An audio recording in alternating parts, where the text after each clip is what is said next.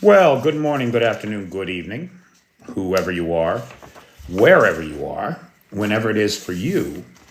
For me, it is just past midnight on Thursday, November the 13th, which makes this the news and events for Wednesday, November the 12th, day 1358 of Russia's war of aggression against the people of Ukraine.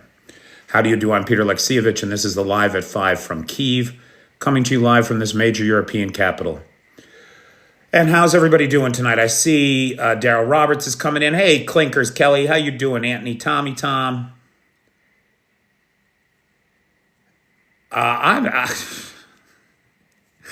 Hey, Bernard. Clinkers, Kelly. Hey, Scotty, you're not wrong. Hey, Robert Stewart Key. Hey, Rob. Hey, Nicola Jones. Jason Davis, how you doing? Guard, Upate. Yeah, man. I'm an idiot. Hey, Bjorn. Hey, Kijo. I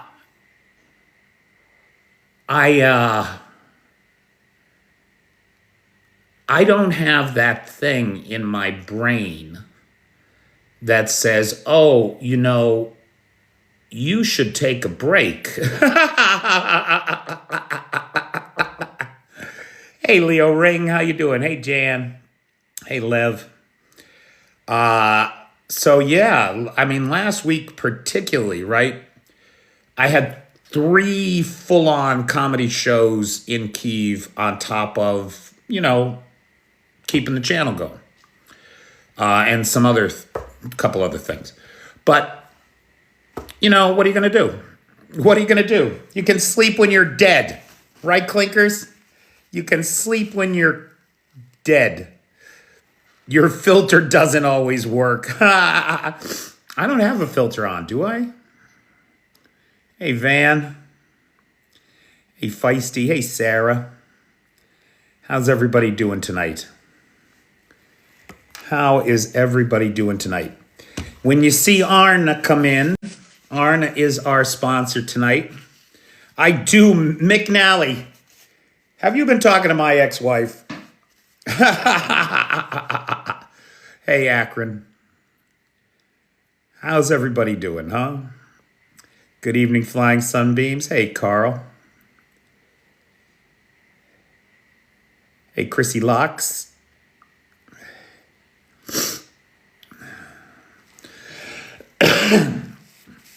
The last 2 weeks were very full weeks. And I didn't do anything on Sunday, but it wasn't quite enough. I noticed today, for example, I had to take a nap. And I slept for like 4 hours. I couldn't even believe it when I woke up. So hopefully I'll be a little bit more energetic this evening, Clinkers. So where shall we begin? Shall we begin with last night's overnight missile and drone strikes on Ukraine?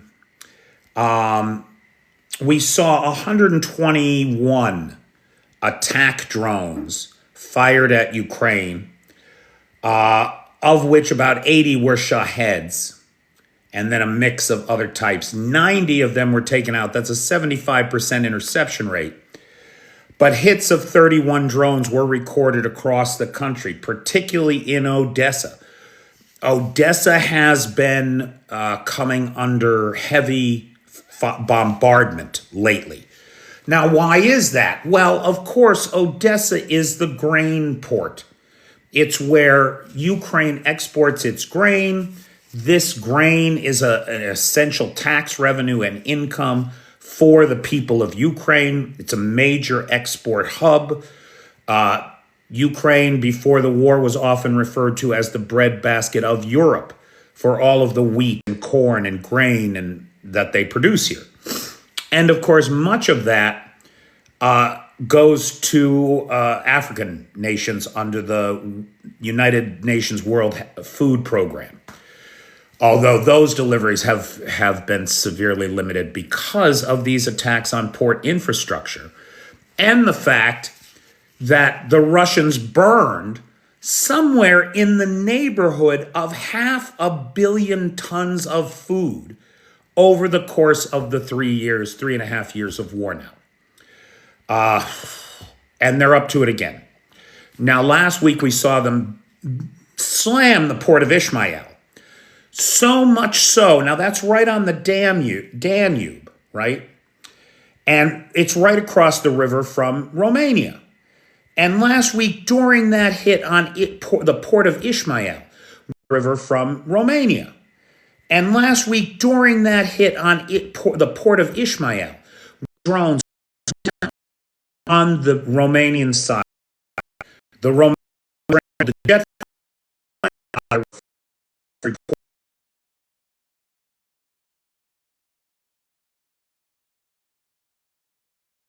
for Romania reported yesterday that drone debris was found as far inside Romania as 5 kilometers, about 3 miles.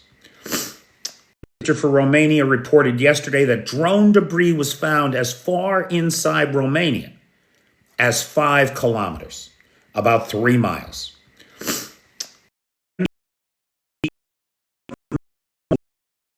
Very quiet on the subject. We have only had confirmation from the Romanian foreign minister that it even happened. And no one has today, foreign minister, that it even happened.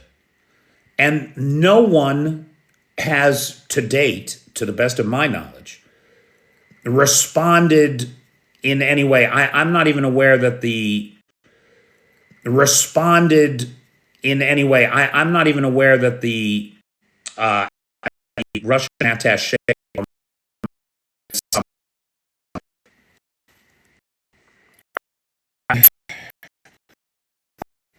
I'm lagging all over the place, am I?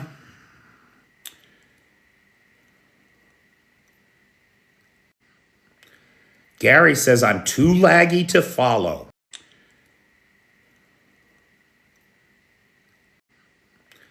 Gary says I'm too laggy to follow. Says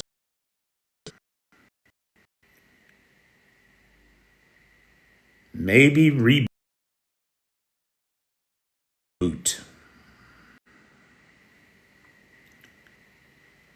Maggie May, it's better now. Do we get census?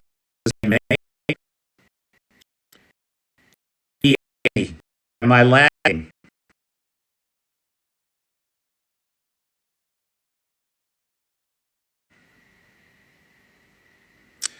You know, I just rebooted the router only.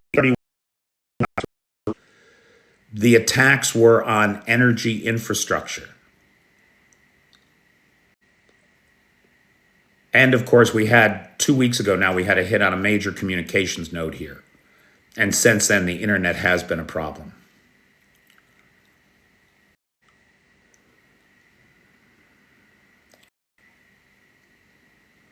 Tisno says I'm frozen. Oh. All right, did that do any good?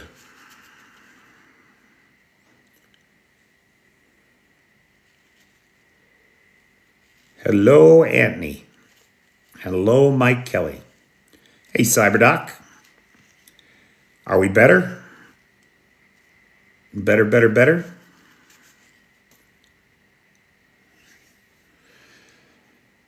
So, guys, look, I appreciate your bearing with me, right? Because the reality is the infrastructure here is under constant attack. Last night's attacks on Ukraine were devastating, not to civilians, but rather to the civilian infrastructure that makes modern life possible. Energy, power plants were hit, heating, thermal power plants were hit, and water treatment facilities and water supply facilities. And so the Russians seem intent on, right, they're a one-trick pony. Whatever it is that they do, they're going to do it again. And for the last 3 winters, the winter strike campaign against the people of Ukraine has entailed the targeting of energy, heating, and water infrastructure, as well as communications. And that continues. And we are suffering the consequences of it today. You're seeing it in the responsiveness of the internet and the application. So I'm sorry, there's very little I can do about that except try to reboot when it happens. Now, on this subject, right now, Anthony, that is the question. How is Ukraine responding? Well, Ukraine, after three winter campaigns of this shit, has been warning the Russians for months that they are going to mirror their attacks. So if the Russians keep hitting civilian infrastructure here, the Ukrainians are going to hit it back. And we've seen that.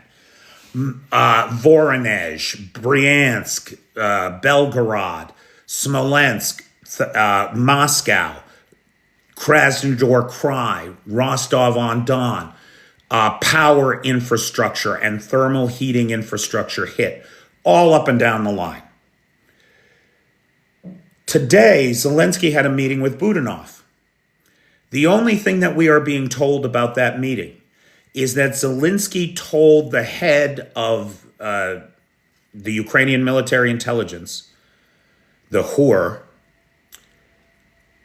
that he should take all appropriate measures that are in the interests of Ukraine. Now, that's an extraordinarily vague statement to make, but I think that what he's alluding to is the winter strike campaign, the mirroring of the devastation of infrastructure. You're going to try to freeze us in our beds? Well, you know what? We're going to make sure you don't have any heat either. And it does seem to be that the Ukrainians are striking that infrastructure inside, particularly inside the adjacent territories, blacking everything out from central to southern Russia appears to be the goal of the Ukrainians. And we'll see what happens next. But it does seem like the Ukrainians are going to keep that pressure up on the Russians and increase that pressure. Now, I have mentioned Cormac Smith before. Cormac Smith is a former British diplomat. His highest level government position, I think, for the British was as Assistant Director of Communications for the Cabinet. So for 10 Downing Street, right? He also was the first foreigner ever hired into the Ukrainian government to serve as an advisor in any capacity, but particularly for him to the foreign minister. He, right, just as a private citizen, he was hired by the Ukrainians as advisor to the foreign minister of Ukraine. The guy brings the receipts, right? And I gotta tell you, when somebody like that says something that I've been saying for 3 years, it makes me feel good. It really makes me feel good, right? Because as I said the other day, I'm just an American with an iPhone. I'm not an expert. I'm just a guy trying to figure out what's really happening here. And what Cormac Smith said was, we in the West get Russia wrong every time. Why don't we listen to the Ukrainians who understand the Russians? Why don't we let the Ukrainians take the lead and help us understand the Russians? That's the thesis upon which I initially came to Ukraine. And to hear it repeated almost verbatim by Cormac Smith today in his interview on Times Radio really, really did my heart some good. I got to tell you, it was great to hear. My favorite words are, you were right. Those are my favorite words. Now, everybody's wondering about Pokrovsk, I'm sure. And I wish I could tell you something that I haven't told you already. But it's a very difficult situation. We get reports on both sides. Cormac Smith said this in his interview today, that he was talking to a friend of his who knows what's going on. And the friend said, Pokrovsk has basically fallen. Then he said he turned around and talked to another friend of his who's right there on the front line in Pokrovsk. And he said, oh no, we're holding our positions. We've got the Russians stopped at the railway.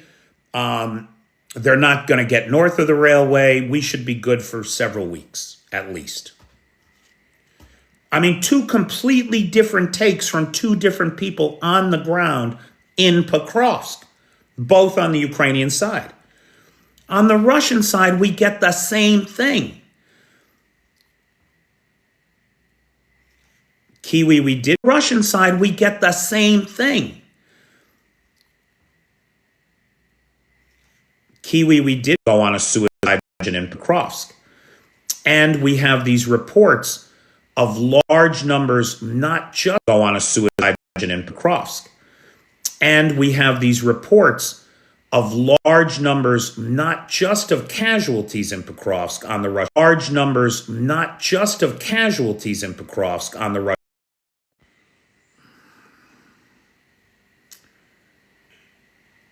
Any better?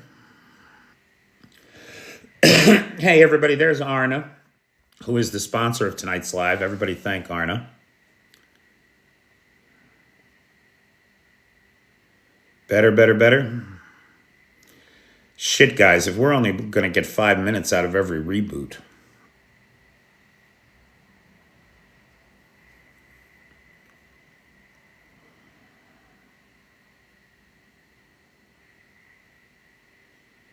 Hey, Ben Tilly. Better Van. Lukey Luke says it's okay.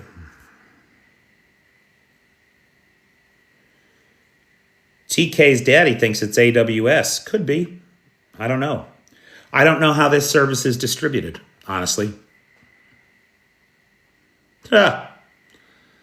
Hey, Pugga Mahone. Okay. So the fog of war lays thick over Pokrovsk.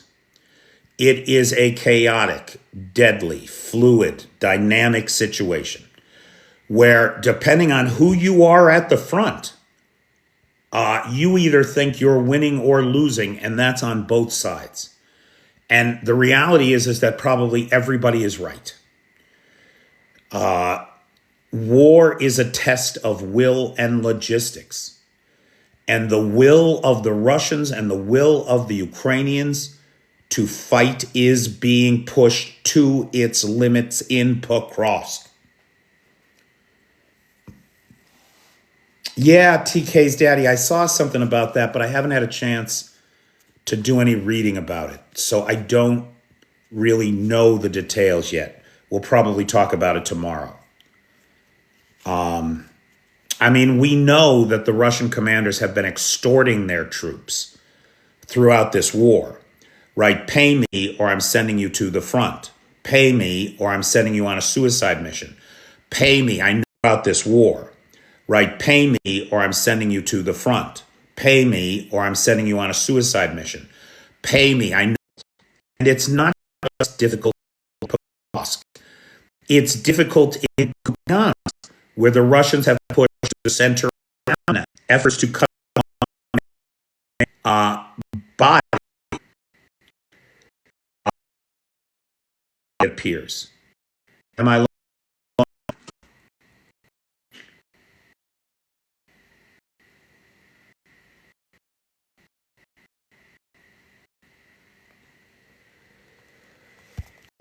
And it's not just difficult in Pokrovsk. It's difficult in Kupiansk, where the Russians have pushed the center around that. Efforts to cut by it appears. Am I?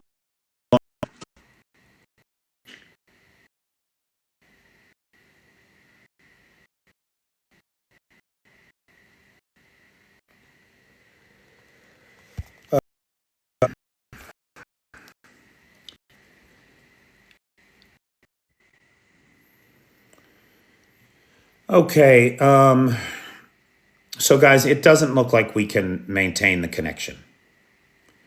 Ha ha ha ha ha ha. Anthony, you're funny. You can't get pizza now. It's after curfew, buddy.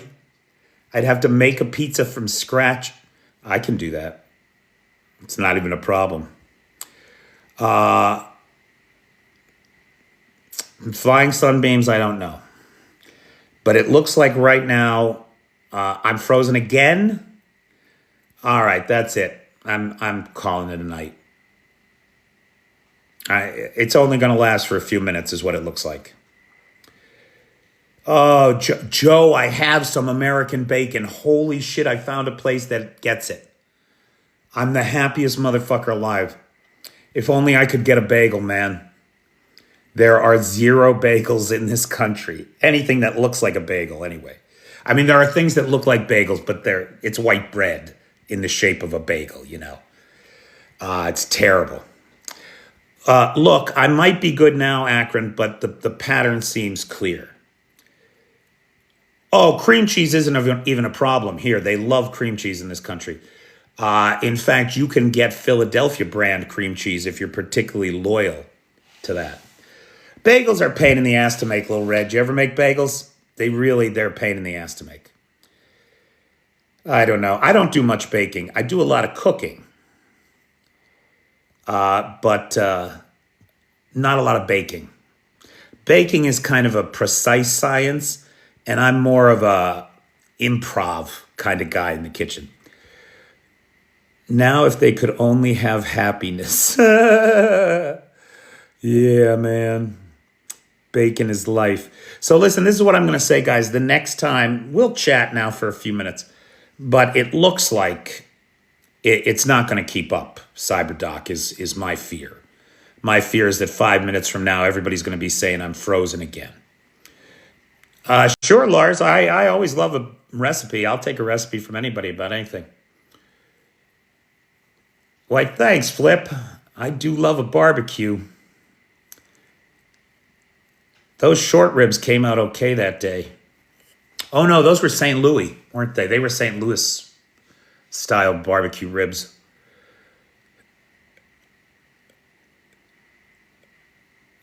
So listen, this is what we're going to do, guys. I think tonight is going to be a wash.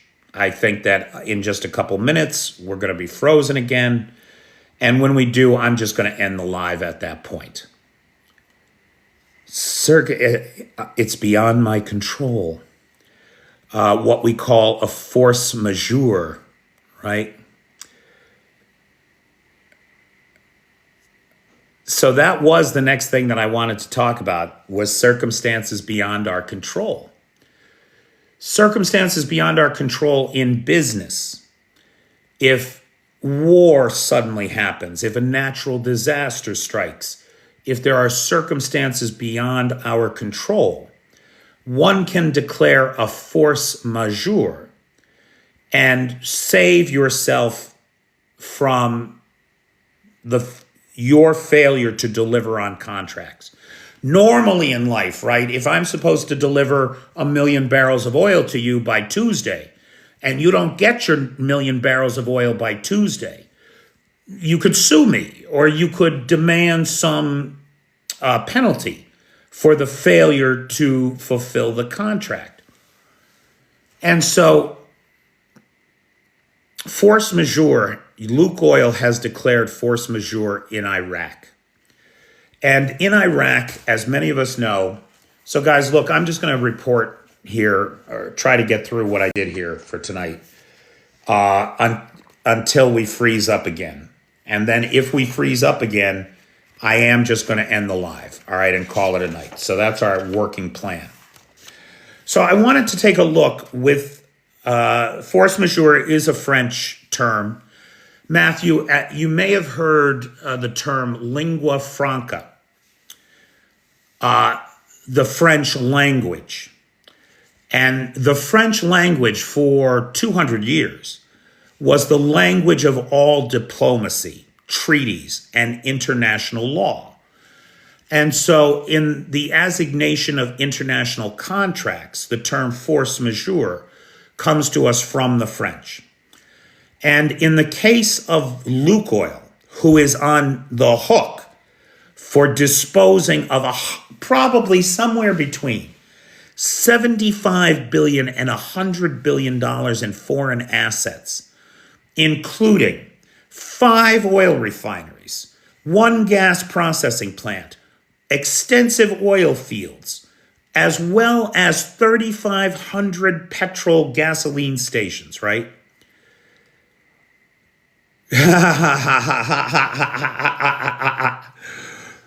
Arn, I'm declaring force majeure on your sponsorship of tonight.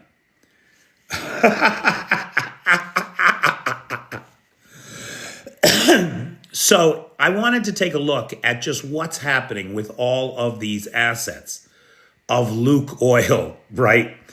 And so the oil fields in Iraq produce 500,000 barrels a day, virtually all of which is sold to the Iraqis for the purposes of refining or export at a markup.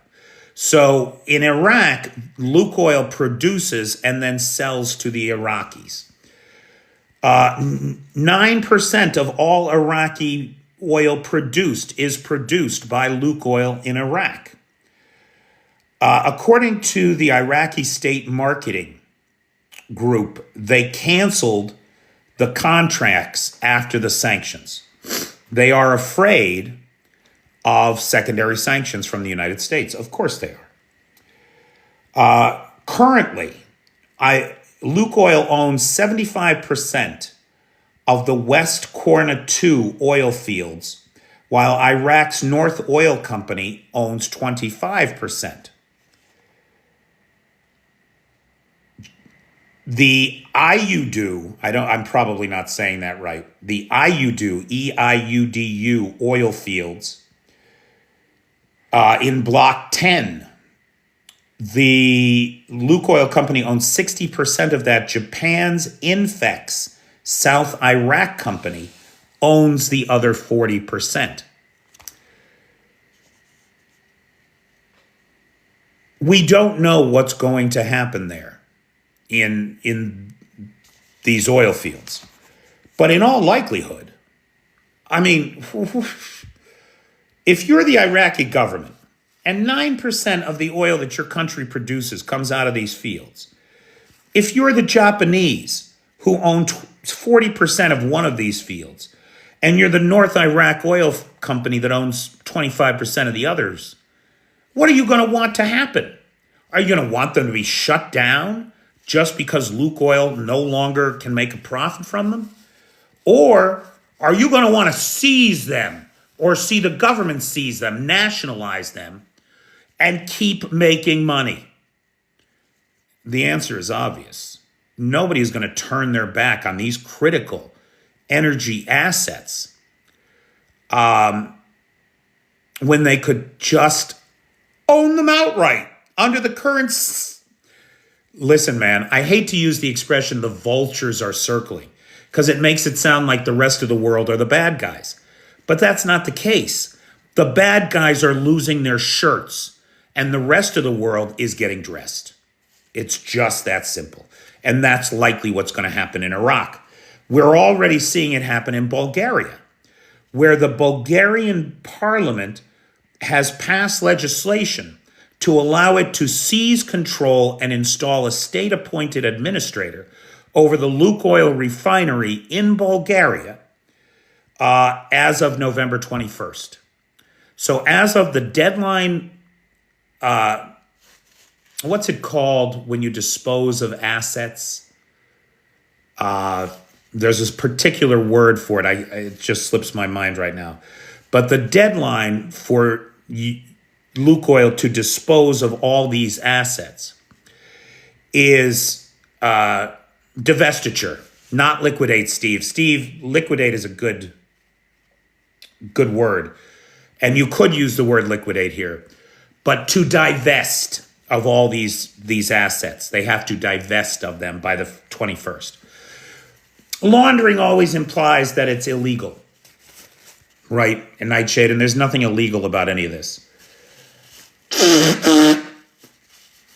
Sorry, I'm still a little stuffy. Although I'm not coughing like I was 2 weeks ago. Thank God. Okay. That's what's happening in Bulgaria. Now, in Finland, you've got 430 gas stations, or petrol stations, as the British say. The chain is running dry as they can no longer purchase fuel from the parent company. And it's likely that the Finns will grab those assets. In Kazakhstan, in Uzbekistan, the government is reviewing their options, as are the Romanians. In Romania, there's 320 Lukoil gas stations and, of course, an oil refinery. Now, that oil refinery has been offline since October 17th for maintenance, necessary maintenance. And to the best of my knowledge, has not been brought back online. So how critical it is to Romania's economy is unclear to me. And the Romanians are asking the White House for more time in dealing with that situation. In the Netherlands, Lukoil owns 45% of the Zeeland refinery, and it appears that pressure is mounting inside the Netherlands to take ownership, to nationalize the 45% ownership stake of the Lukoil folks. In Moldova, Lukoil owns various assets, including the only fuel station for the capital airport at Chisinau. Authorities have rejected the sales proposal, but also said they cannot afford disruption to air travel into Moldova. That sounds like a recipe for nationalization, right? It looks to me like the Moldovans are going to grab the Lukoil assets. This slicing and dicing of these assets to all of these foreign nationals for whom these Russian investments have, in fact, been a pressure point, a leverage point that the Russians could use against the locals. All of that political capital, all that economic capital is evaporating on Putin's watch. It's evaporating. Turkey has approved a sales process and begun the sales process to sell the Lukoil assets off. But it's likely to fail. As Lukoil can't get the money from any sale, there's nobody that's going to process that payment to them. Any payments made would likely be frozen. And the question is, why make any payments when you can just take them? And it looks to me like one after another, the dominoes are going to fall here. And everybody is going to nationalize these assets. That's maybe $100 billion in foreign assets that Russia spent decades building, that it has just lost in one fell swoop.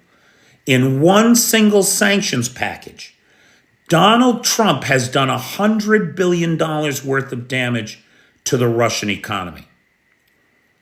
That is really something. That fucking guy is a wrecking ball. You know, TK's daddy, that's a great point. And I'll bet you that those countries that have working relationships with companies like Shell and Exxon and other Western O&G businesses that were forced to exit the Russian market at the start of this war, costing them billions, and who will never go into business in Russia again, might very well say to themselves, well, wait a minute, 430 gas stations in Finland, that might be a good investment if we can pick them up cheap from the Finnish government, which you should be able to. I didn't mention the US, Serbia, or North Macedonia, because the assets there are very little. If you added up all the gas stations in those three countries, it would be fewer gas stations than in Finland. So that, like in $100 billion property, $100 million is not a lot of money, and that's probably what those gas stations are worth.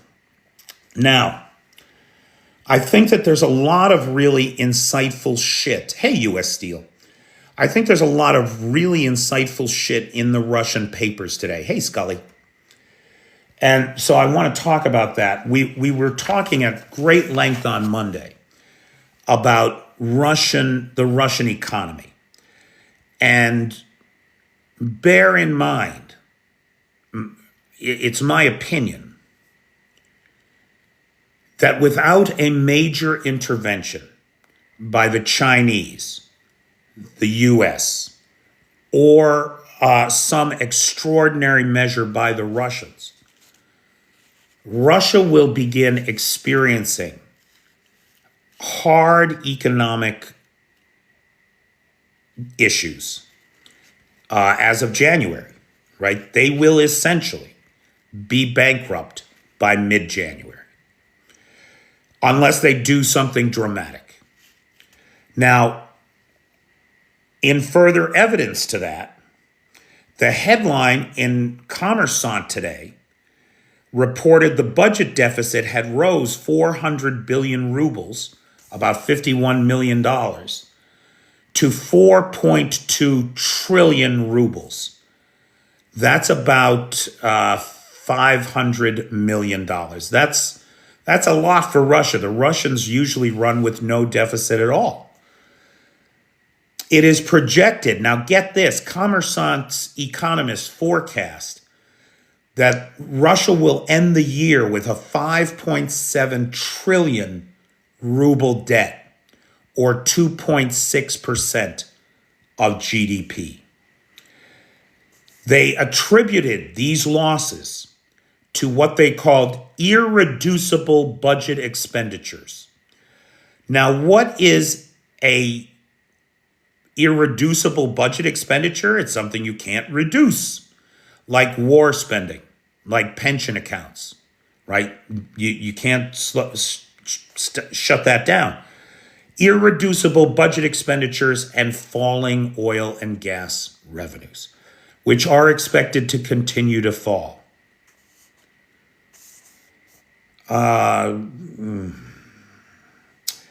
Moskovsky Komsomolsk highlighted the damage that more taxes will do to the government, to the society. They pointed to a new tech levy that will raise the price of every electronic gadget starting September 1st, 2026. Retail prices will spike, and these new taxes will be levied on all electronics, including those domestically produced inside Russia using domestic parts. Not that there's that many of those. In its increasing paranoia, and the Kremlin is extremely paranoid these days, and with good reason. People are literally trying to kill them because of what they have done. In its increasing paranoia, Russia has now instituted. Russia doesn't have any penguins, Akron. There are no penguins in Russia. Stop. The world's only freshwater seals are on Lake Baikal. That's true.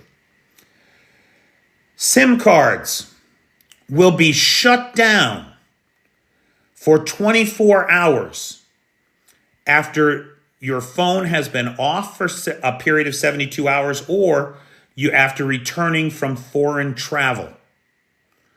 So if you turn your phone off for 3 days, it's off for 4 days, because when you turn it back on, the SIM card won't work for another 24 hours. They call it a cooling off period. What they're really afraid of is that your phone is being used to help Ukrainian drones triangulate their positions so that they can find their targets. That's what they're afraid of. And I would say it's paranoia, except the Ukrainians do that. So it's not entirely paranoia if people are really out to get you.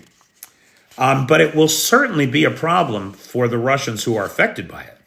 You know what it's like not having your cell phone for a day, right? It's a problem. But it's all being sold to the Russian people as a drone countermeasure. Oh, mobile internet shutdowns in Russia aren't starting to happen. They are peaking. Record levels. Last month alone, if I'm not mistaken, we saw 1,452 intentional shutdowns of the public internet or cell towers across all of Russia, the highest to date. And it's all because the Ukrainians in Operation Spiderweb hacked the Russian cell towers and used them to control the FPV drones from all the way back in Ukraine. So it's a real thing. It really does happen. And frankly, the Russians are right to be concerned about it and to try to do something about it.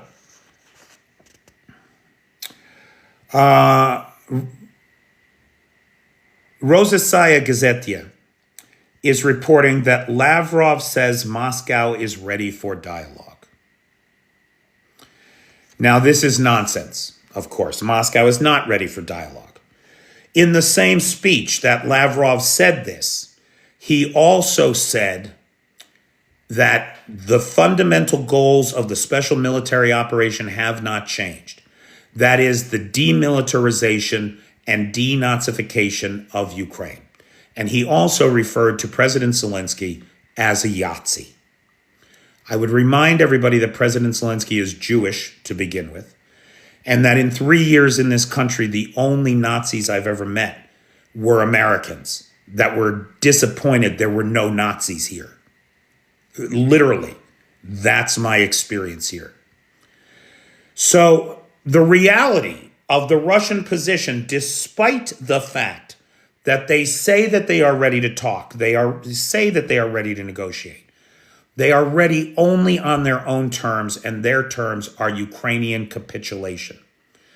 This means that the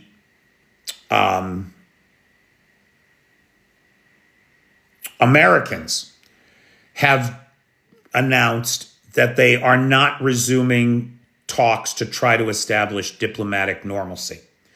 So the normalization of diplomatic relations with the U.S. are now on hold. Zelensky has said there is no reason for the Ukrainians to attend any further peace talks with the Russians in Istanbul.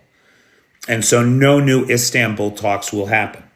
Just as the Russians seem increasingly desperate to have these conversations, even though they are completely unwilling to change their tune, the rest of the world is abandoning them. Nobody wants to talk to the Russians because for the last 9 months, for the last 3 years, but Trump thought he had some special relationship with Putin that would let him change the nature of the conversation, right? But for the last 9 months, the Russians have just doubled down on all of their nonsensical, insane demands in the face of a lack of progress on the battlefield or any significant strategic win in 21 months now. Ivan wants to know if Ukraine will be able to hold the line this winter. Well, Ivan, I guess that depends on whether or not the people have heat. It's awfully hard to live in a world without heat through the winter. That's true for the Russians, though, too. What will happen if Ukraine turns off the heat in Russia? The Ukrainians are good. They got 4 years of experience getting it back on. The Russians don't have that. The Russians are under sanctions. All those Honeywell controllers that run these units, if they get blowed up, where are they going to get replacements? How are they going to be able to keep the heat on? And they don't have the generators that this country has. This country got sent so many generators by the rest of the world that virtually every business in Kyiv has one. When the power is out, virtually everybody switches to generator power and keeps their doors open. I don't know that the Russians are going to be able to do that. Hey, Ben Lindback, how you doing? Hey, DW, I just saw you join the Patreon. Thanks, pal. Lavrov says Moscow is ready to talk, despite the insulting nature of his comments about Zelensky. Lavrov went on to say that Russia won't let itself be provoked by the U.S. It's not time yet for nuclear explosions. Putin reiterated Russia will only carry out nuclear tests if the U.S. or others do so first. And so now that Trump has said the insane things that he's said, directing the army to begin nuclear tests immediately, suddenly Russia is pulling back its threats of nuclear saber rattling. So there is something to be said. There is something to be said for that. Komsomolskaya Pravda was talking about Trump today and said, our school children are more knowledgeable than Donald Trump. In a Soviet school, Donald Trump's grades would not be acceptable, they said, which I did think was funny. Komsomolskaya Pravda cited the midterms as being damaging to Russia. They said that if Democrats take a house in Congress or take both houses, Russia could see new sanctions or Kyiv could receive support. Pravda went on to write some advice to Donald Trump. He needs a big win to silence his doubters, like sorting out Ukraine, taking Russia's interests into account, or canceling nuclear tests as a sign of goodwill. Now that the U.S. has a crazy person in charge saying that they're going to start nuclear testing, the Russians are really pulling back on the nuclear threats. And, you got to admit, right, crazy is as crazy does. Taco is the worst, man. He's absolutely the worst. They said, or canceling nuclear tests as a sign of goodwill. Time is running out for this. Now, that's a very interesting expression. Does it mean that time is running out for the U.S. to backtrack on nuclear testing? And if so, why is that? Because Russia's going to lose its patience and use nukes? Or is it because the Russians know their days are numbered and time is ticking away fast? Divestiture says normalization of economic and diplomatic talks are on hold, but that can change if Washington is amenable to understanding the underlying causes of this conflict. Now look, the root causes of the conflict bullshit is Russia's avarice and greed. We can't change that. I'm with you, Dawn Patrols. Time is running out for Russia is what it is. Economic concerns. Rosasaya Gazetia talks about rising diesel prices. Diesel is apparently skyrocketing inside Russia. Moscovi Komsomolets asked the question, why are prices rising so fast? And cites coffee as being up 15% this month for a cup of coffee.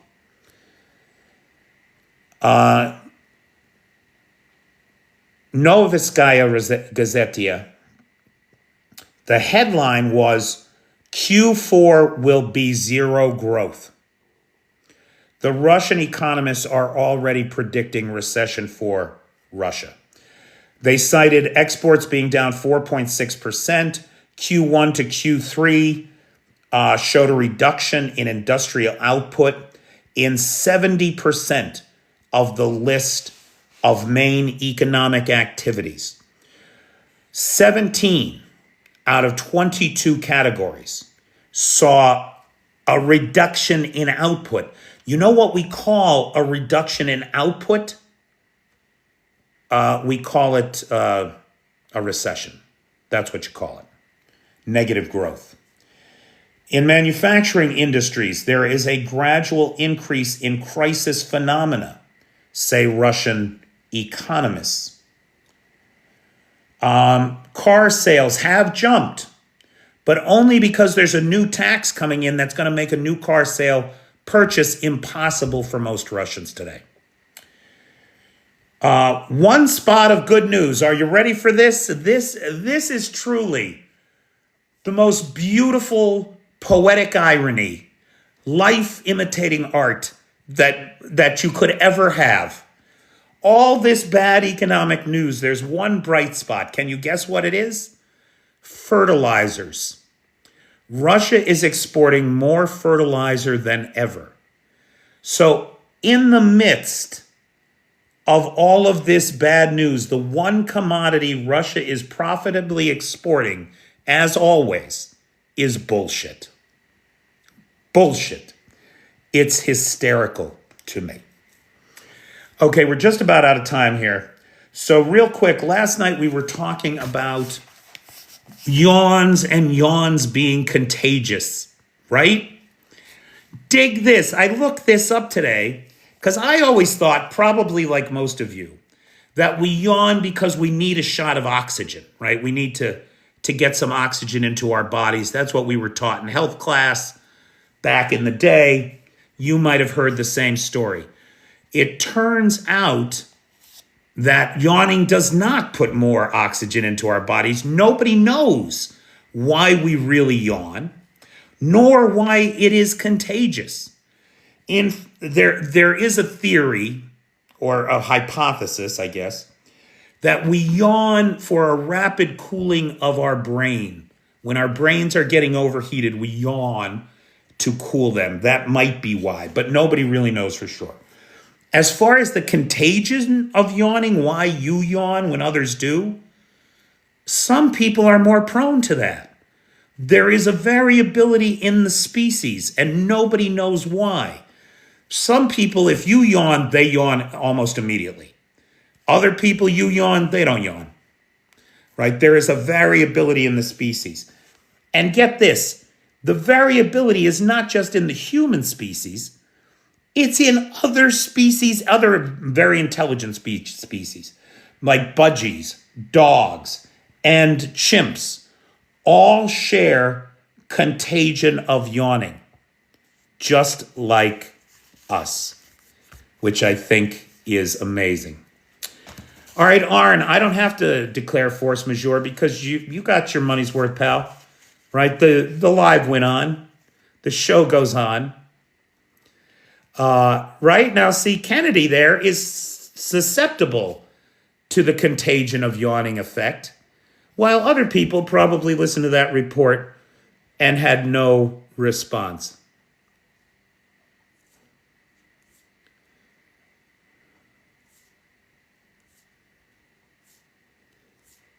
Trump always yawns. His little brain is always overheated. Well, Maddie, I've heard that, right? Maddie says it has to do with empathy.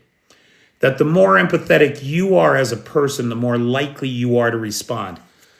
But that notion is challenged by the fact that fetuses in utero yawn. So it's unclear, right? Now, legitimately, contagion of yawning does not seem to affect children under 4. And that empathy argument is made because children under 4 haven't yet, right, the age of reason. They haven't reached the age of reason. They don't have empathy yet. Mike Kelly's looking for a lawyer.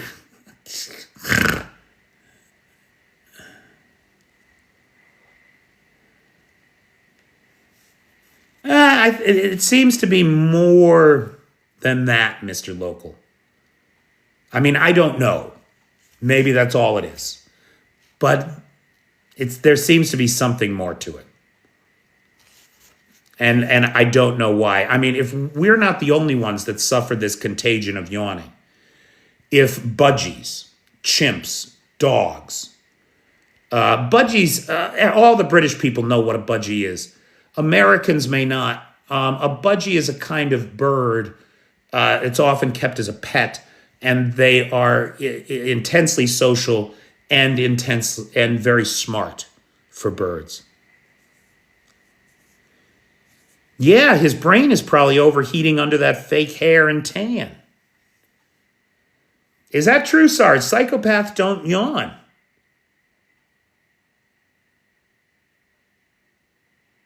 Are budgies a kind of parrot, Chrissy? I did not know that.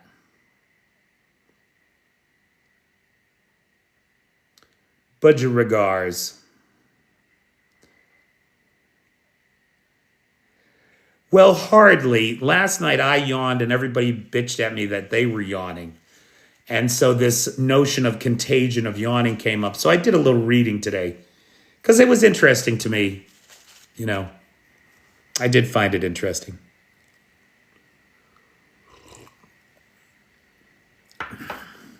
No, are budgies parakeets? Is that true, Nightshade? I did not know that. I never knew that.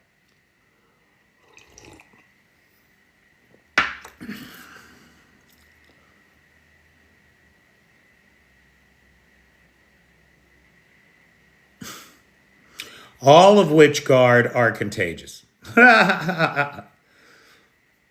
No, I didn't know parakeets and budgies were the same thing. Interesting.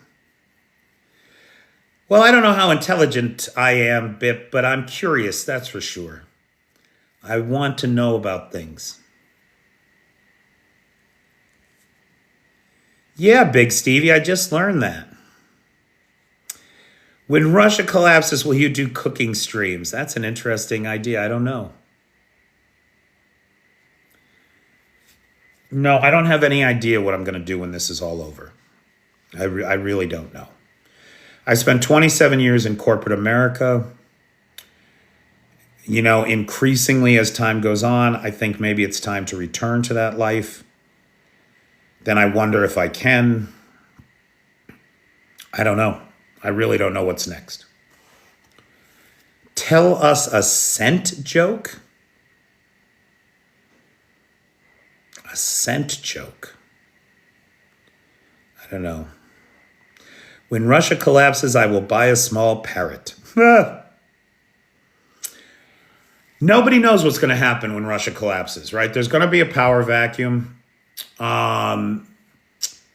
What's his name? Koval, Dr. Koval from the Jamestown Institute was talking about the erosion of institutions inside of Russia coming under pressure from an increasingly armed populace that may turn on local officials, or ethnic groups may turn on each other. And I think both of those things are going to happen. I think we're going to see an orgy of violence inside of Russia like we have not seen anywhere since probably the Balkans, since Sarajevo, since the dissolution of Yugoslavia and Czechoslovakia. But I don't know. We'll see.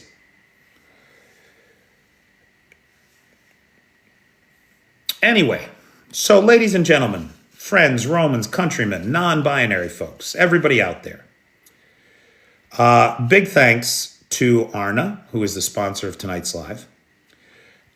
Big thanks to Lars, who has the Discord server, Nightshade, who has the Peter's Peeps group on the Book of Faces, and to the best moderator team on the Tickety Talk, Feisty, Maddie, Jay, Travis, and Pete. Thanks, everybody. All right, everybody. Have a great evening. And make it a pleasant tomorrow. Take care.